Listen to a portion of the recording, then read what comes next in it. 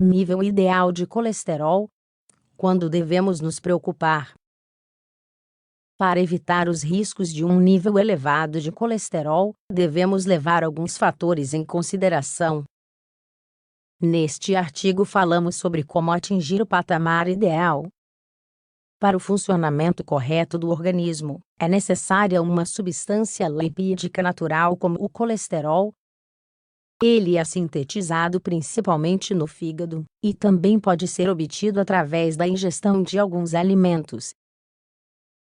O colesterol se encontra em todas as células do corpo.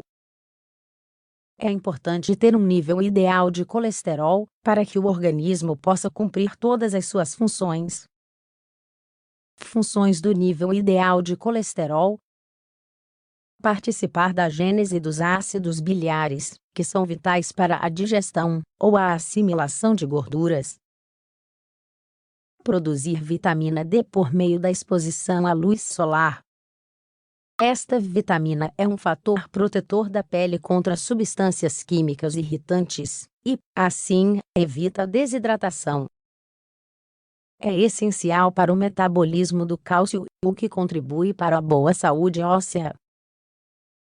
É um precursor de hormônios como o cortisol, os hormônios da tireoide e os sexuais.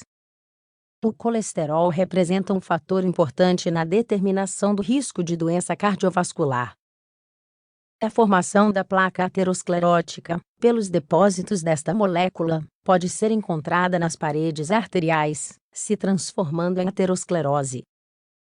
Tipos de colesterol. O colesterol é transportado pelo sangue, do fígado ou do intestino, para o resto dos tecidos que precisam dele.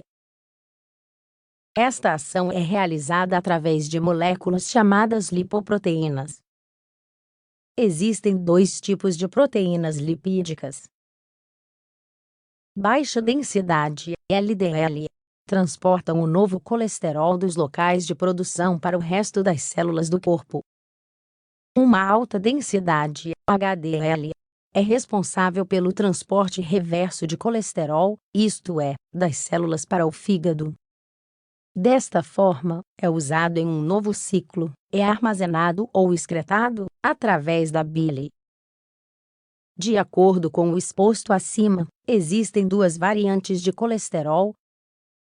Colesterol ruim é o colesterol que se une ao LDL, é depositado nas paredes arteriais por meio da formação de uma placa. Neste caso, você deve reduzir os parâmetros indicativos. Bom colesterol é esse colesterol que, ao se unir às lipoproteínas HDL, transporta o excedente de colesterol para os locais de produção. Por que o colesterol é considerado um fator de risco? Seus níveis elevados levam à hipercolesterolemia.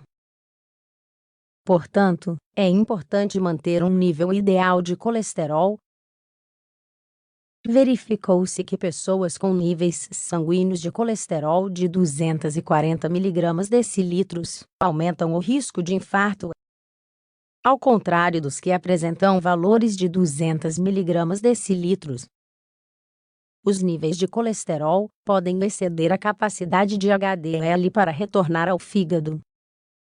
Se as células do corpo não absorvem essas moléculas em excesso, ocorre o armazenamento. Isso acontece nas paredes arteriais, acelerando o processo aterosclerótico.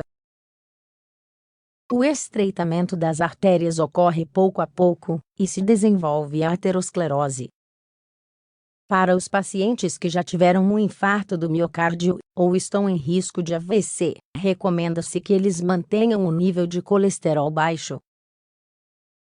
É muito importante ter artérias limpas. Nível ideal de colesterol e suas variações. Colesterol total normal, menos de 200 mg/dl normal alto, 240 mg/dl. Alto, mais de 240 mg/dl. Falamos de hipercolesterolemia quando os níveis de colesterol total são superiores a 200 mg/dl. Colesterol LDL normal, menos de 100 mg decilitros normal alto, 100.160 mg decilitros alto, mais de 160 mg decilitros. Existem casos em que o nível desejável de LDL pode ser inferior a 70 mg decilitros. Colesterol HDL normal, maior que 35 mg decilitros em homens e 40 mg decilitros em mulheres. Triglicerídeos normal, menos de 150 mg decilitros normal alto, 500 mg decilitros alto, mais de 500 mg decilitros. A hipertrigliceridemia quando os níveis de triglicerídeos são superiores a 150.200 mg decilitros. Quando é preciso fazer exames para medir o colesterol? Em geral, a realização desses exames deve ser feita antes dos 35 anos de idade, no caso dos homens, e dos 45 anos no caso das mulheres.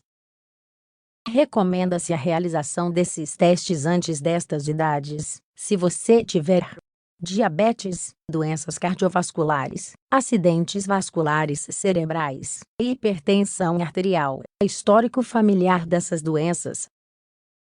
Os exames de acompanhamento devem ser realizados nessas situações particulares. Se os valores forem normais, repita a cada 5 anos.